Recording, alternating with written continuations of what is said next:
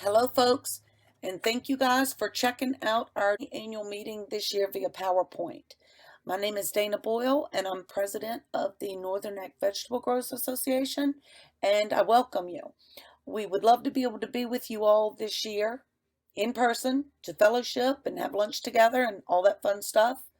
But since that could not happen, I will instead take this time to thank our extension agents, Stephanie and Trent, for putting together this information pack program.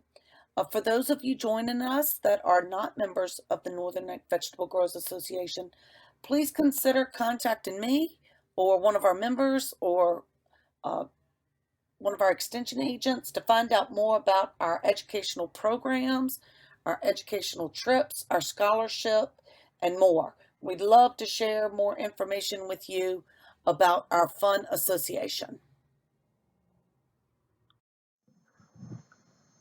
Hello, this is Tom Kuhar from Virginia Tech Department of Entomology. And this talk will focus on insect pest management in Brassica vegetables.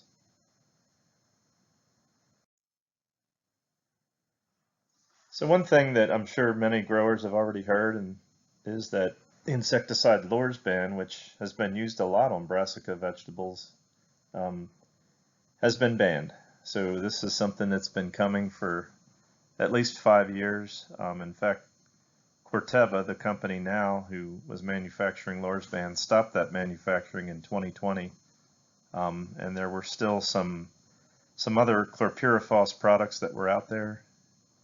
But this is going to be no longer any chlorpyrifos, and this was a product that was used quite regularly actually in Brassica production. So we're going to talk about that a little bit. One of the uses that growers were putting the Lorsban down was to protect against this, and this is caused from Cabbage Maggot. This is a dead broccoli seedling, and if you pull that seedling up, we actually found that there were maggots that were crawling out of that the root system, and this is what caused that seedling to wilt. And unfortunately, we have seen this in the northern neck of Virginia.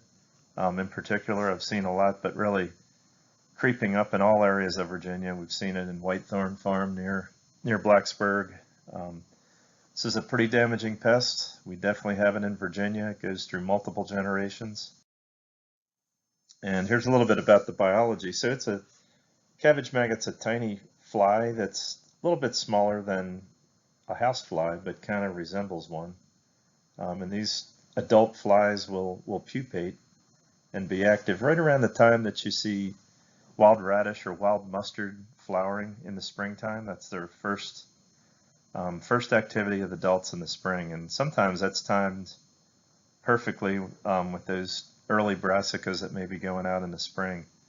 This fly will go through its generations about every 30 days and can be a season-long pest, and especially if it's timed perfectly with transplants going out when the adult flies are active. You see in the picture the maggots and then the pupal cases, which are the brown, and then the adult emerges from them. So you will no longer be able to use chlorpyrifos to control against this pest, which was the best product for probably a good 30-year span. You could put it down pre-plant or at planting, and basically it was an organophosphate, gave you excellent control against these maggots. So what are going to be some options for growers moving forward? Right now there's two decent options. One is switch to a pyrethroid like bifenthrin, which has soil applications. The product Capture LFR is a good one. That LFR stands for liquid fertilizer ready. You can mix it with fertilizer applications at pre-plant, and that's one way to go. Another is to put a diamide down, such as Verimark, which provides a very good control of the maggots. And since it's a systemic diamide insecticide, it's also going to protect against Lepidopteran pests, which is gives you another reason to be putting that insecticide down, which you'll probably find is a little bit more expensive than the Lorsban or the bifenthrin, but you're getting more bang for your buck. One of the insects that Verimark can help with is flea beetles. So these are Brassicas in Virginia, can be attacked heavily. At least we see them in the mountains.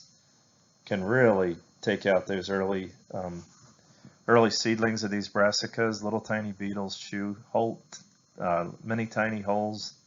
And I had a graduate student several years ago work on how damaging is flea beetle injury. I mean, we knew the flea beetles are out there. We knew they chew little holes, but does that really affect things? And the student was James Mason, and what we definitely found was, without a doubt, that flea beetle feeding early on can cause significant yield loss. As you see that bottom left slide, these are heavy flea beetle feeding to the right, and then where flea beetles have been controlled on the left there. So huge differences in the cabbage yield that can happen just from flea beetle feeding. So insecticide trial, boy, I can't believe it's been over 6 years now since we ran this trial, but the information's still good, which is pre-plant or at planting, at planting soil drenches. So these are transplant water applications of neonicotinoids, are kind of that's your Cadillac for controlling flea beetles. So things like Admire Pro or Venom, which is another neonicotinoid, dinotefuran, those can be put down at planting and provide excellent control against flea beetles. But then we're looking at this Verimark. So if that was put down for things like Cabbage Maggot, and then you're also getting your Lepidopteran Pests, you see that actually gives you decent control for a good 2 weeks against flea beetles, but then that kind of wanes at about 3 weeks. Actually, the only thing providing effective control after about 3 weeks after planting was the Venom, the dinotefuran soil drench, or if you had sprayed over the top foliar sprays of a pyrethroid like bifenthrin. But anyway, this kind of gives you an idea of some insecticide options you can do early and protect against several different pests, including flea beetles. By the way, dinotefuran can come in 3 different products currently. There's the Venom, which is a valent product, and then Scorpion is a Galwin formulation of dinotefuran, another commercial product, and then BASF now has a product called Certidor. These are all dinotefuran, so a neonicotinoid insecticide. So all those are fine for conventional growers, but what if you need to protect against flea beetles and you're an organic grower? Well, we have found that this spinosad, which is found in the product Entrust, which is OMRI certified, is probably your best option for flea beetle control if you're an organic grower. And the Entrust actually controls Lepidopteran pests extremely well too, so it's a good one too for those.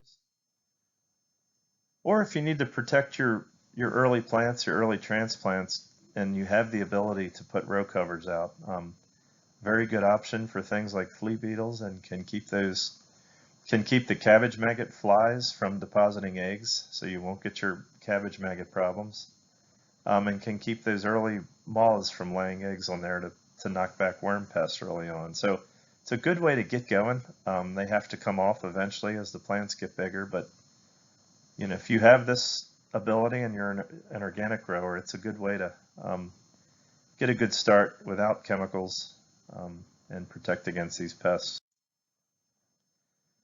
So I mentioned Lepidopteran pests, and we have some big problems beginning to happen with control of Diamondback Moth, which is the smallest of all the caterpillars that feed on our Brassica crops, but it is one that we have some serious problems going on right now.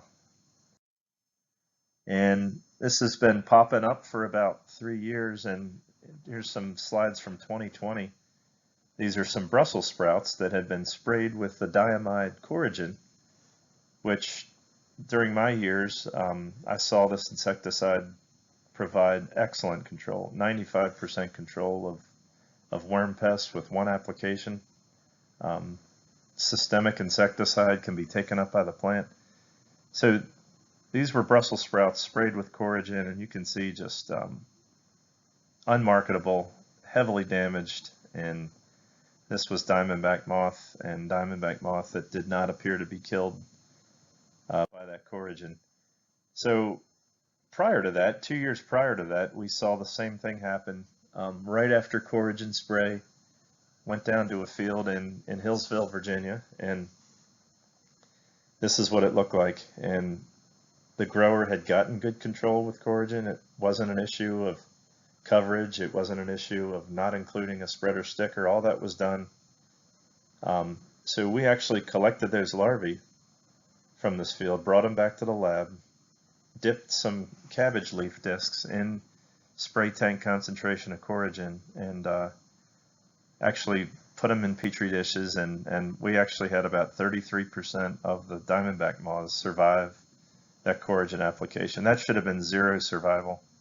So we have had some issues popping up in fields where diamide resistance is showing up in Diamondback moth populations, and that's a big concern. And in fact, this is not unique to Virginia. In fact, it popped up in Asia first. In the US, it was first found in Georgia. This is Diamondback moth populations that had developed resistance to diamides. And so it is known to occur, it's in the genetics, and it now appears to be popping up in Virginia. So something to keep an eye on. Resistance management, a nice practice to use against any pest that has developed resistance is to rotate your chemistries. And this is a handout that we've made, and it's basically kind of groups the insecticides that are labeled on vegetable crops for caterpillar pests, lepidopterans, and kind of puts them in different categories. And these are all ones that are effective at controlling worms. And it kind of gives you a way to kind of rotate your chemistry. So each number represents a different mode of action class. And you know, some of your options include things like BT, which is a great option in Brassica crops. Still works really well. Spinosins, insect growth regulators. There's a lot of different options to not stick with that same diamide insecticide and basically rotate away from it. So that Lepidopteran insecticide menu not only is effective against Diamondback moth, but any of those products that you use will likely pick up any other caterpillar pests that you'll see on Brassica, and the Brassica crops can get quite a few of them. These are some common ones over the last 20 years that I've seen showing up on our cabbage, broccoli, or collard trials. Imported cabbage worm, obviously, that's that white cabbage butterfly. That's all over the place, probably one of our most common. Cabbage looper can show up in some years, cabbage webworm, your armyworms, especially beet armyworm, and then cross-stripe cabbage worm. All of these could show up on any of our Brassica crops, and the good news is any control program that you're going to be using with those insecticides should pick up these as well. I will mention that cross-stripe cabbage worm, it might not be one that you're used to seeing, but you've seen it in recent years now, and so it's a brightly colored caterpillar, as you can see in the photos there. This one seems to be increasing in its populations. This is a more warm climate adapted caterpillar, but we're seeing more and more of it in Virginia. But again, the same insecticides are going to work against pests.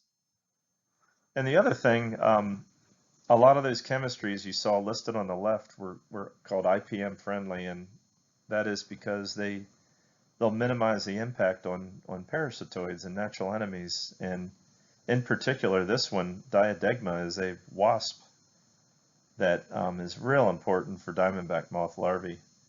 We have found that when you collect diamondback moth larvae from commercial cabbage fields, that upwards of 50–70% sometimes of the larvae are actually parasitized by this wasp. So they're not going to make it, and you don't want to kill this important biological control agent. Another thing to keep in mind with kind of rotating your chemistries is that when you go to some of these IPM-friendly Lepidopteran targeted insecticides, say like Coragen, or maybe like the spinosins, that they're not going to control things like harlequin bugs. So you're going to get all those Lepidopteran pests, which is great. You're not going to kill natural enemies, which is great. But you're also not going to kill things like harlequin bug that can come in and piercing sucking feeder and can really wreck your, especially if it's things like collards where the marketable portion is the leaves themselves, but can definitely hurt broccoli and cabbage as well. So that's an update for Brassica Pest Management, and I thank you for your time. Please take a moment to complete the brief survey links below. Your responses will give us a better understanding of how we are doing and how we may better serve your needs in the future. To access the survey, you may scan the QR code on the left using your smartphone's camera or QR code scanning app, or enter the link on the right into your internet browser. Thank you.